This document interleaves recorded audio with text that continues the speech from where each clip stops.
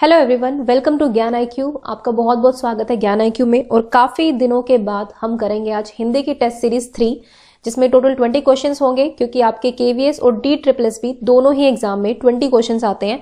और जिस तरह के क्वेश्चंस आते हैं उन क्वेश्चंस को ध्यान में रखकर ही मैंने ये सीरीज बनाई है।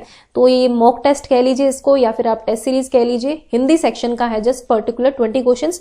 तो चलिए, आज आपने कितनी पढ़ाई कर ली है अपनी और कितनी आपकी हिंदी स्ट्रॉन्ग है, इसका टेस्ट आपको करना है। तो बिना देरी करे स्टार्ट करेंगे। आपको साथ साथ आंसर करना है, मैं तो खैर बताऊंगी ही, लेकिन और एक चीज, एक रिक्वेस्ट और है कि अंत में जो है आप अपना जो स्कोर है वो कमेंट सेक्शन में जरूर कमेंट कर दें। ओके, इससे आपको एक फायदा होगा। आपको देखिए, आप सब एक दूसरे के मार्क्स को देख पाएंगे कि कौन कितना ज्यादा अचीव कर रहा है। हालांकि सबसे पहले आपको अपने ऊपर ध्यान देना है, लेकिन एक वैसा कंपैरिजन भी हम कर ही सकते हैं थोड़ा सा, कि एक जजमेंट लेने के लिए कि हाँ, हम बाकियों से कितने ज्यादा आगे या कितने ज्यादा पीछे हैं, क्योंकि यहाँ पर आपको कॉम्पिटिशन तो खैर करना ही पड़ेगा दूसरों से, है ना। तो चलिए बिना देरी किए जो है हम स्टार्ट करते हैं। तो फर्स्ट सेकंड क्वेश्चन स्क्रीन पर आपको दिख रहे होंगे, इनके फटाफट से आंसर कीजिए। फर्स्ट क्वेश्चन है, निम्नलिखित में से कौन सा तद्भव शब्द है? इनमें से कौन सा तद्भव शब्द है, ये आपको बताना है।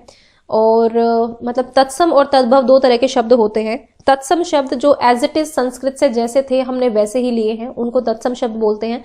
और तद्भव जो हमने संस्कृत से लिए हैं लेकिन उनमें कुछ चेंज कर दिए हैं, मतलब वो संस्कृत से उत्पन्न हुए हैं लेकिन उनको हम थोड़ा सा चेंज कर चुके हैं, तो वो तद्भव शब्द होते हैं। तो बताइए क्या होगा इसका आंसर? चक्र, चणक, चोंच और चंद्र। तो कौन सा तद्भव है ये बताना है ना, तत्सम पर मत जाना। तो फर्स्ट क्वेश्चन का जो करेक्ट आंसर है वो है ऑप्शन नंबर सी। चोच जो है वो तद्भव शब्द नहीं, तद्भव शब्द है, जबकि बाकी सारे आपके तत्सम शब्द हैं। चक्र, चणक और चंद्र सारे आपके तत्सम शब्द हैं।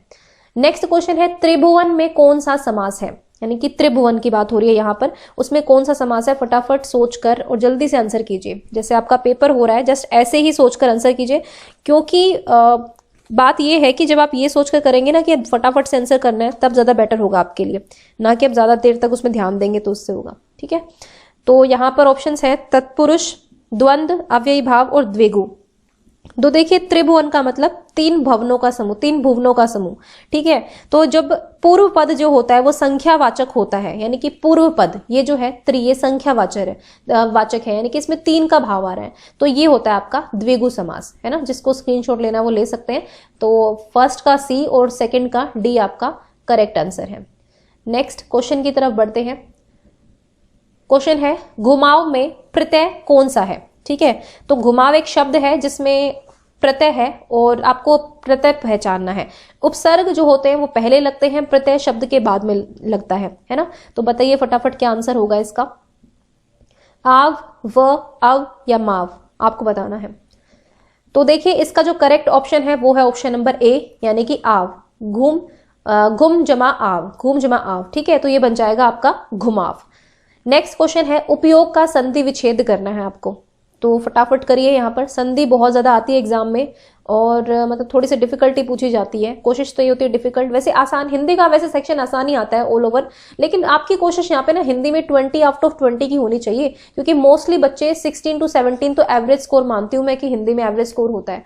जो नॉन हिंदी स्पीकिंग स्टेट्स हैं उनको थोड़ी सी दिक्कत हो सकती है, अदरवाइज तो हिंदी का मोस्टली बच्चों का एवरेज स्कोर 15 तक तो होता ही है ना। तो आपको 4-5 नंबर से लीड लेनी ही लेनी है।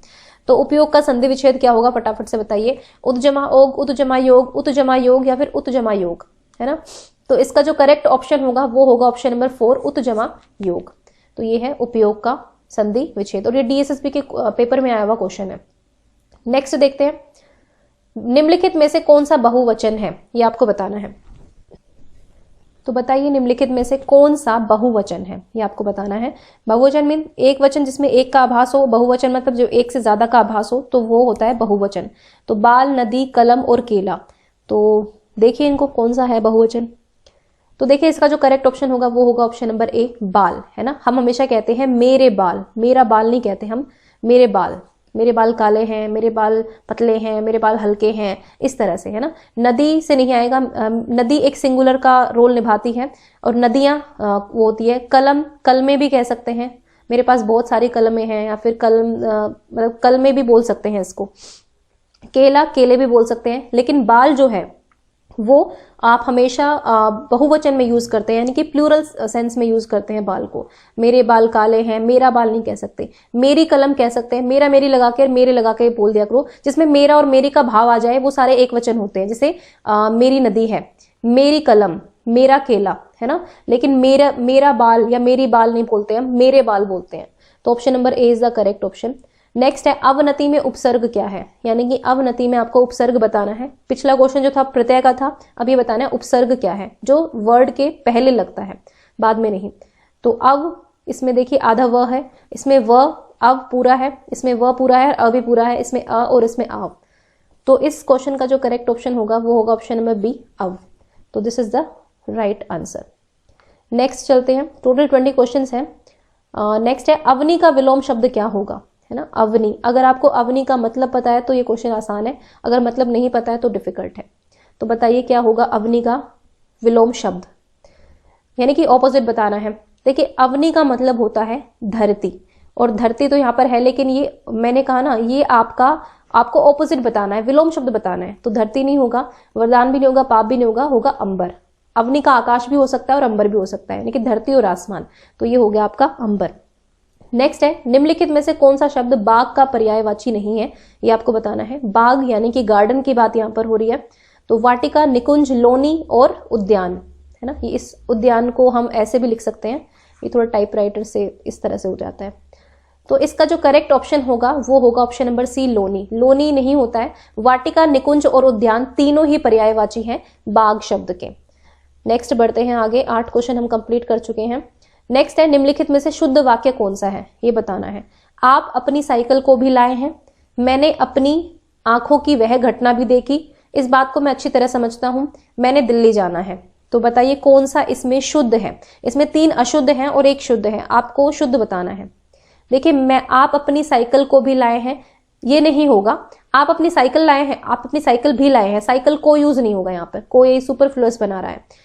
फिर मैंने अपने आंखों की वह घटना देखी है, मैंने अपने आंखों से वह घटना भी देखी है। तो यहां पर ये एरर है, इस बात को मैं अच्छी तरह समझता हूं, दिस इज राइट। तो option number C is the correct option. मैंने दिल्ली जाना है नहीं होता, मुझे दिल्ली जाना है, तो यहां पर ये एरर हो गया। तो option number C is the correct option. Next है केंद्र से दूर जाने की प्रवृत्ति। अगर आप सेंटर से दूर जा रहे हैं तो आप उस चीज को क्या बोलेंगे। तो इसके लिए बताइए, प्रवृत्ति रखने वाला, केंद्र से दूर जाने की प्रवृत्ति रखने वाला, यानी कि आप केंद्र से अलग जाने की कोशिश करते हैं तो क्या होता है। केंद्रापसारी, केंद्राभिमुख, केंद्रीय या फिर केंद्रीकृत। तो बताइए क्या आंसर होगा। ये अनेक शब्दों के लिए एक शब्द है, तो इसका जो करेक्ट ऑप्शन है वो ऑप्शन नंबर ए, केंद्रापसारी, है ना। अगर केंद्र की तरफ जा रहा होता तो केंद्राभिमुख बोल सकते थे, लेकिन अभी यहां पर आएगा ऑप्शन नंबर ए, केंद्रापसारी। नेक्स्ट देखते हैं, निम्नलिखित में से बलवान के लिए कौन सा शब्द स्त्रीलिंग है। तो बलवान का स्त्रीलिंग आपको बताना है क्या होगा। बलवती, बलवानी, बलवाना या इनमें से कोई भी नहीं। तो बताइए क्या होगा इसका आंसर। इसका जो करेक्ट ऑप्शन होगा वो होगा ऑप्शन ए, बलवान मतलब बलवती, ये इसका स्त्रीलिंग होता है। नेक्स्ट है निम्नलिखित में से कौन सा तत्सम शब्द है, यानी कि वो शब्द जो डायरेक्ट संस्कृत से एज इट इज लिए गए हैं। एज इट इज मतलब संस्कृत से ही उपजे हुए हैं और संस्कृत में जैसा था वैसा ही हमने एज इट इज उसको उठा के ले लिया है, तो ये होते हैं तत्सम शब्द। तो बताइए क्या होगा इसका आंसर। अंगीठी, अमावस्या, अहीर, आरसी, इनमें से एक जो है तत्सम है, बाकी सारे तद्भव शब्द हैं। तो इसका जो करेक्ट ऑप्शन होगा वो होगा ऑप्शन नंबर बी, अमावस्या। अंगीठी, अहीर और आरसी ये तीनों तद्भव शब्द होते हैं, जबकि अमावस्या जो है वो तत्सम शब्द है। नेक्स्ट चलते हैं, पहाड़ी किस प्रकार का विशेषण है, ये आपको बताना है। पहाड़ी शब्द जैसे मैदानी हो सकता है, पहाड़ी हो सकता है, पहाड़न हो सकता है, तो ये किस तरह के शब्द हैं। सॉरी, पहाड़ी होगा, पहाड़ी आदमी, पहाड़ी औरत, पहाड़ी लड़की, इस तरह से हम कह सकते हैं ना, जो पहाड़ पर रहते हैं उनको पहाड़ी बोला जाता है। तो बताइए किस तरह का विशेषण है। गुणवाचक है, परिमाणवाचक है, सार्वनामिक है या फिर संख्यावाचक है, संख्यावाचक है सॉरी। तो देखिए इसका जो करेक्ट ऑप्शन होगा वो होगा ऑप्शन नंबर ए, ये एक गुणवाचक विशेषक का उदाहरण है, विशेषण का उदाहरण है।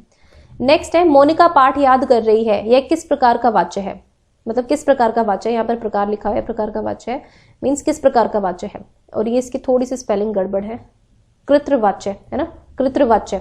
तो भाववाच्य, कर्मवाच्य, कृतवाच्य या फिर इनमें से कोई नहीं। मोनिका पाठ याद कर रही है, तो इसमें किस प्रकार का वाच्य है ये बताना है आपको, इसमें थोड़ा सा एरर हो गया यहाँ पर।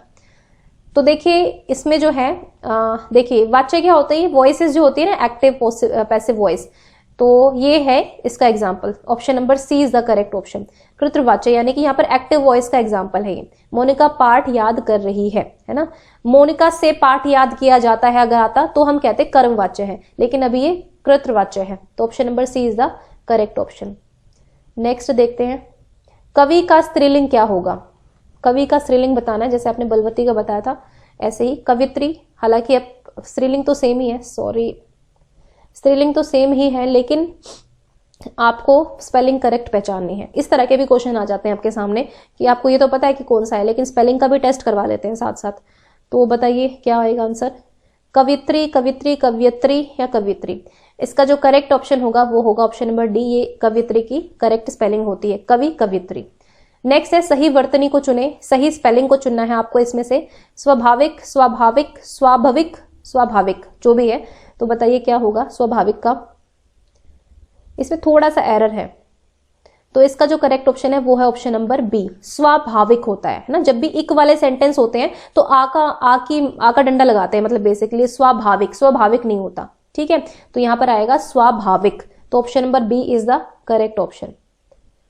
नेक्स्ट देखते हैं 17 क्वेश्चन है, निम्नलिखित वाक्य किस प्रकार का वाक्य है। मुझे विश्वास है कि दोष तुम्हारा है, ये किस तरह का वाक्य है, बताइए क्या होगा इसका आंसर। मिश्र वाक्य, संयुक्त वाक्य, प्रश्न वाक्य या फिर सरल वाक्य। तो देखिए प्रश्न वाक्य तो होगा नहीं, सरल वाक्य भी नहीं होगा, यहां पर एक सेंटेंस जो है दूसरे पर डिपेंडेंट है ना, तो कौन सा वाक्य है बताइए ये। इसका जो करेक्ट ऑप्शन है वो है मिश्र वाक्य, मुझे विश्वास है कि। अब यहां पर जो है सेंटेंस एक चीज दूसरे पर निर्भर है, दोनों को अलग कर देंगे तो मीनिंग नहीं निकलेगा, तो इसलिए ये है मुझे विश्वास है कि दोष तुम्हारा है, ये मिश्र वाक्य का एग्जाम्पल है।